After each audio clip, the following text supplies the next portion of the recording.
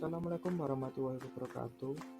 Sebelumnya, perkenalkan anggota kami yang terdiri atas Joko Budi, Wahyu Aji, Rama Deniarta, yang akan membahas tentang penanggulangan kebakaran.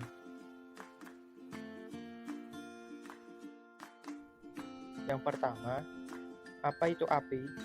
Api adalah reaksi kimia dari beberapa elemen yang mengalami reaksi pembakaran dan menghasilkan panas, cahaya, dan hasil reaksi kimia lainnya.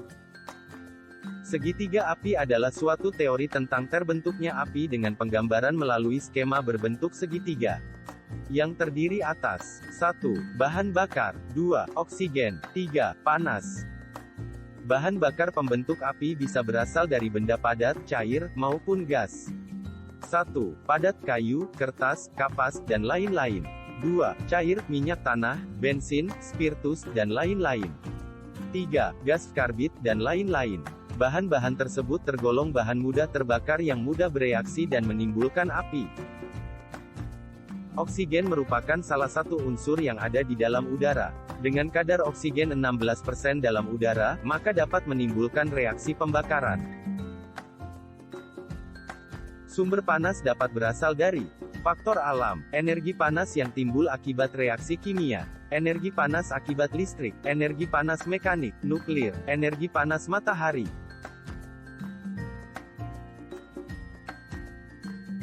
Kebakaran adalah suatu nyala api, baik kecil atau besar pada tempat yang tidak kita kehendaki, merugikan pada umumnya sukar dikendalikan dan merusak yang mengancam kehidupan manusia, kehidupan hewan, kesehatan, dan atau harta benda. Itu juga dapat digambarkan sebagai kobaran api atau hanya api. Kebakaran dapat dimulai secara tidak sengaja, disebabkan secara alami, atau dibuat dengan sengaja. Faktor penyebab kebakaran. Faktor manusia, kelalaian, kecerobohan, kurang hati-hati dan kurang waspada terhadap aturan pemakai atau konsumen energi listrik merupakan faktor utama yang menyebabkan terjadinya kebakaran listrik.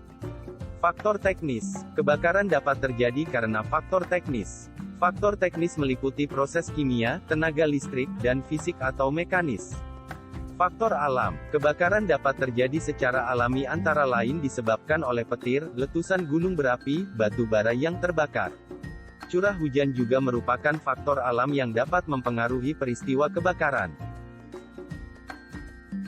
Hal-hal yang perlu diperhatikan untuk mencegah terjadinya kebakaran. Kebakaran gedung bisa terjadi karena disebabkan oleh berbagai hal. Faktor paling umum adalah kesalahan manusia dalam mendesain rumah atau peralatan listrik.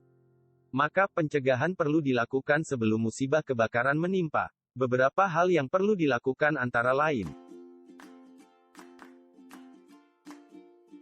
pasang detektor dan alarm. Struktur bangunan sebaiknya dilengkapi dengan detektor kebakaran dan sistem alarm. Benda ini dapat memberitahu penghuni untuk mengambil tindakan yang diperlukan seperti memanggil pemadam kebakaran atau mengaktifkan sistem sprinkler.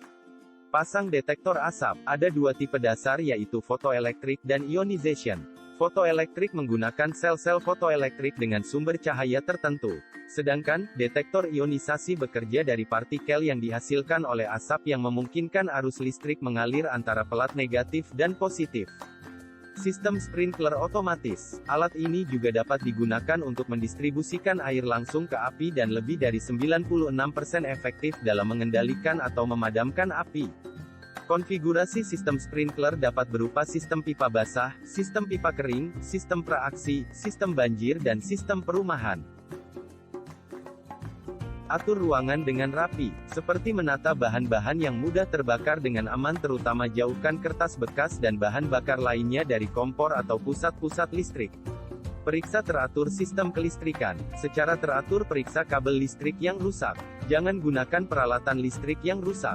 Pastikan peralatan listrik sudah diuji oleh PLN. Hindari penumpukan sampah. Tumpukan sampah, debu atau minyak dapat menyebabkan kebakaran atau memperburuknya, serta jangan membawa bensin atau solar ke gedung. Sekian dari kelompok kami. Bila ada kekurangan maupun kesalahan informasi, kami mohon maaf sebesar-besarnya. Waalaikumsalam warahmatullahi wabarakatuh.